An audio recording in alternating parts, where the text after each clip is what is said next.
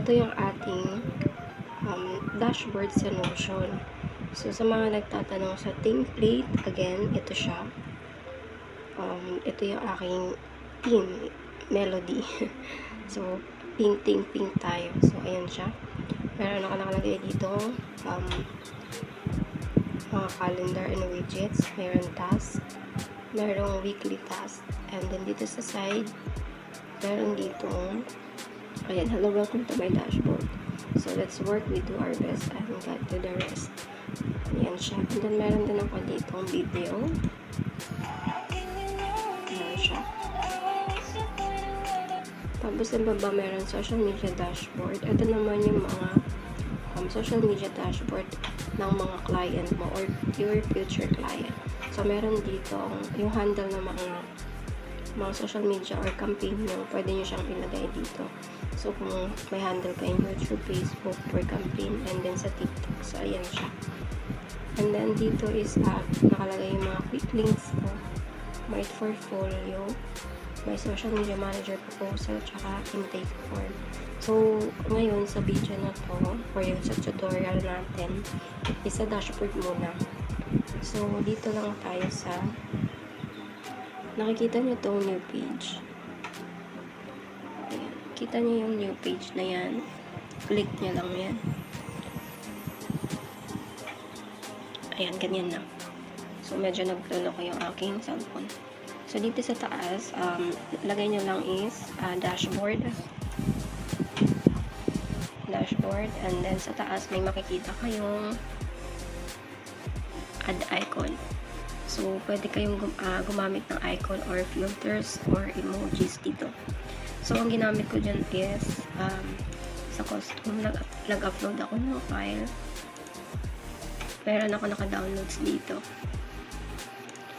Yan, meron akong nakuha sa Pinterest or Google. So, pwede nyo gawin siya, guys, kung gusto nyo pagandahin yung dashboard nyo. So, yung sa akin is ito kasi mahilig ako sa melody. So, ito siya. Ayan. Pero kung gusto nyo na iba, ayan, pwede naman ibang design. Pero ang gagawin kasi natin is yung kagaya ng dashboard na ginawa ko. So, ganito lang siya, guys. So, dito makikita nyo is add cover. Ayan. Change cover sa taas. Ayan. Click nyo itong change cover. Ayan. Meron color ingredients. Merong upload file. So, pag meron na kayo naka-download galing sa Canva o Pinterest or Google, pwede nyo siyang pili. So, ito na yung sa akin. Yung size naman ng banner natin is 1000 by 250. So, ito siya, guys. So, open lang natin yung files. Then, antay natin ma-upload. Ayan. So, kanya na yung itsura niya. So, dito, dashboard. Dashboard ang nilagay natin. So, ilagay mo lang siya yung name ng agency mo or name ng dashboard mo. Depende sa'yo sa page na gagawin mo. So, sa baba is gamit kayo ng slash. Ayan, pag gamit niyo yung Notion, gumamit kayo palagi ng slash. So, gagawa tayo ng 3 columns. So, slash 3 columns. So, ito na siyang 1 and 2 and 3. So, ang gagawin lang natin is, click natin itong 3 dots. And then, full width. So, ayan, nasusundan ba guys? Medyo blurred lang. So, balik tayo dito sa write something, then slash. And then, punta tayo dito sa taas. Ayan. Hanapin nyo yung Notion. Ayan, ito widget box Notion. Ito siya. Kiklik nyo yan. Then, lalabas ito. Ayan. So, ito guys, pipili kayo dyan. Ito. Pwede nyo siyang customize. Pink. Ayan, pink. Very pink. Ayan. So, after nyo na-customize yung digital clock. So, copy nyo lang sa baba. And then, balik kayo dun sa dashboard na ginagawa nyo. Then, dito, slash. Ito na tayo. So, i-zoom lang natin. Slash, embed.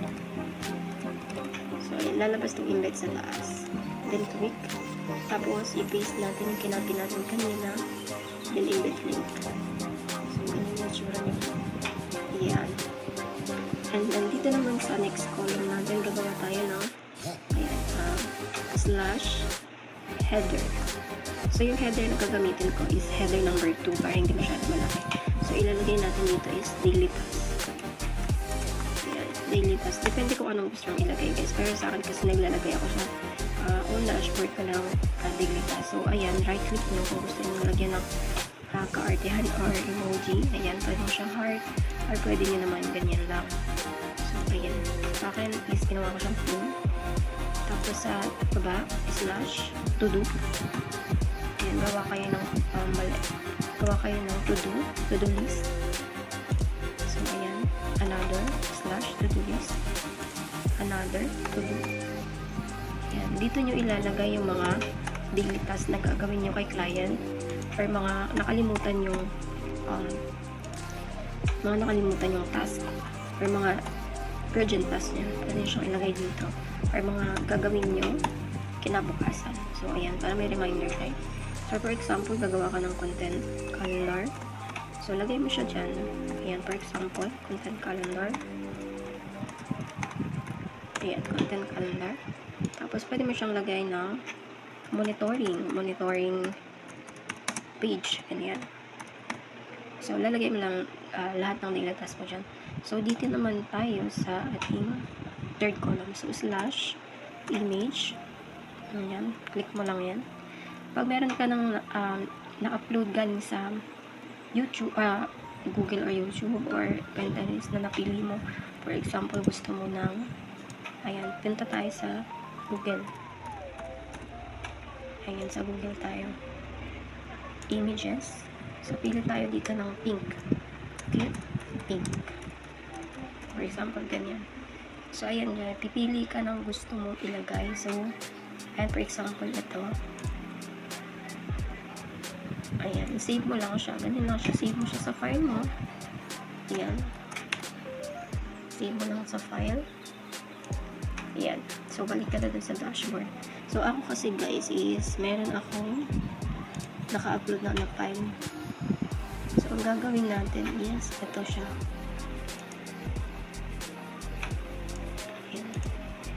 Ito yung lalagay natin. Si My Melody.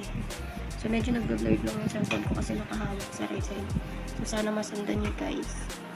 Ayan siya. Dito natin siya nilagay. So, dito naman tayo sa ayan na siya. Tapos, dito naman sa baba, ganun ulit, slash 3 columns. Tapos, ilalagay natin dyan is ayan, calendar. So, pabalik tayo sa ating widgets. Balik tayo sa widget.